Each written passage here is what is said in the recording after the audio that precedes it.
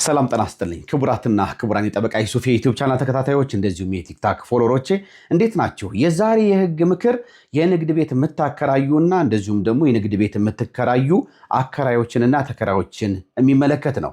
እንግዲህ በፍርድ ቤት ከሚደረጉ ክርክሮች መካከል በንግድ ቤት አከራይና በተከራይ መካከል አከራዩ ተከራዩ የንግድ ቤቱን በነበረበት ሁኔታ አስተካክሎ አድሶ ያስረክበኝ ብሎ በተከራይ ላይ ክስ ሲያቀርብ ተከራዩ ደግሞ ቤቱን በነበረበት ሁኔታ አስተካክዬና አድሼ አስረክባለሁ በሚል ፍቃደኝነቱን ገልጾ እያለ አከራዩ ግን ይህ ተከራይ ዕቃውን ቢያወጣና ቢወስድ ቤቱን አድሶ ሊያስረክበኝ አይችልም፣ ስጋት አለብኝ፣ ምንም ዋስትና የለኝም ብሎ የተከራዩ ንብረት በዛው በቤት ውስጥ ታሽጎ እንዲቆይ ተቆጥሮ ተከብሮ እንዲቆይ በፍርድ ቤት እግድ ቢያሰጥና ክርክሩ ደግሞ የፍርድ ቤቱ ክርክር ወራትን ቢወስድ ቤቱ ታሽጎ ለቆየበት ጊዜያት አከራዩ ሰውዬ ወይም አከራዩ ድርጅት የኪራይ ክፍያ ይከፈለኝ ብሎ ጥያቄ ቢያቀርብ ህጉ እንዴት ያየዋል?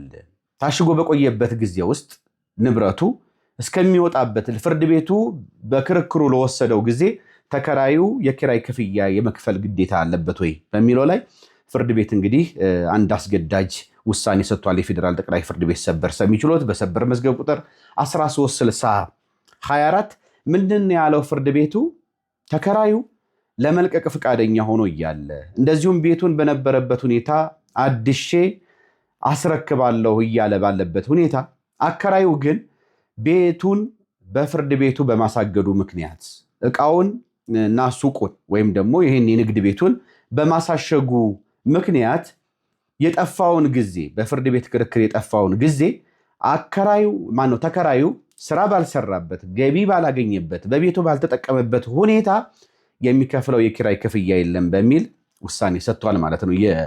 የአከራዩን የገንዘብ ጥያቄ ውድቅ በማድረግ እንግዲህ ይህ በዚህ መዝገብ በመዝገብ ቁጥር 13/60/24 የነበረው ክርክር የተሰጠው ውሳኔ ወደ 8 ወራትን ፈይቷል። ክርክሩ ለ8 ወራት እንግዲህ ያለውን አከራዩ ይከፈለኝ ያለውን ገንዘብ ውድቅ አድርጓል ማለት ነው። ስለዚህ አከራዮች ከዚህ ልምድ መውሰድ ያለባችሁ እንደዚሁም ተከራዮች አንድ ተከራይ ቤቱን ባለበት ሁኔታ አድሶ ያስረክበኝ የሚል ክርክር ካላችሁ ቤቱ ላይ ንብረቱ ላይ አሳሽጋችሁ ወይም ደግሞ በፍርድ ቤት እግድ አሰጥታችሁ ያንን ለጠፋው ጊዜ ለባከነው ጊዜ ተከራዩ ሰውዬ ላልሰራበት ጊዜ ውዝፍ ኪራይ ያልተከፈለ ኪራይ ይከፈለን ብላችሁ መጠየቅ አትችሉም። እንደዚሁም ደግሞ ተከራዮችም ያንን የመክፈል ግዴታ የለባችሁም። ይህንን የህግ ምክር ለአከራዮችም ለተከራዮችም ለንግድ ቤት አከራዮችም ተከራዮችም ልንገራቸው ብዬ ነው። መልካም ጊዜ እንዲሆንላችሁ እመኛለሁ። መሰል ጠቃሚ ሆኑ የተመረጡ የህግ ጉዳዮች ጠቃሚ የሆኑ የህግ ምክርና ትንታኔዎች መረጃዎች እንዲደርሷችሁ የጠበቃ ዩሱፍ የቲክቶክ ቻናልን እንደዚሁም ደግሞ የዩቲዩብ ቻናልን ሰብስክራይብ አድርጉ፣ ፎሎ አድርጉ እና መከታተላችሁን አትርሱ። በሌላ ጠቃሚ የሆነ የህግ ምክርና ትንታኔ እስከምንገናኝ ድረስ አብሬያችሁ የነበርኩት የእናንተው ጠበቃና የህግ አማካሪ ዩሱፍ አከበረ የነበርኩኝ። መልካም ጊዜ እንዲሆንላችሁ እመኛለሁ። ባይ